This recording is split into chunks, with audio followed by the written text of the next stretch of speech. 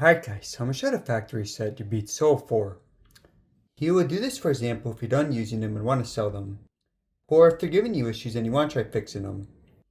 Now there's a couple important steps for the first one.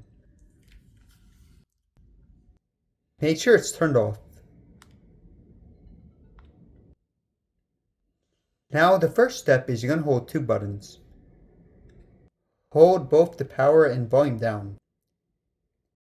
Hold for about 10 seconds, watch the light.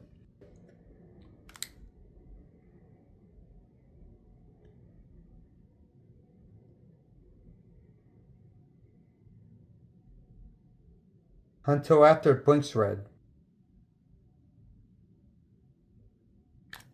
Now it's factory reset, one more step.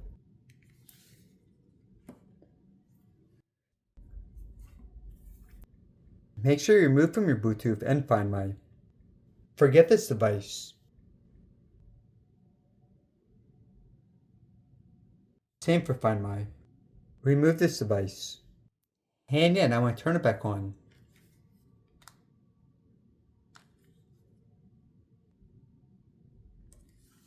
You see it's now in pairing mode.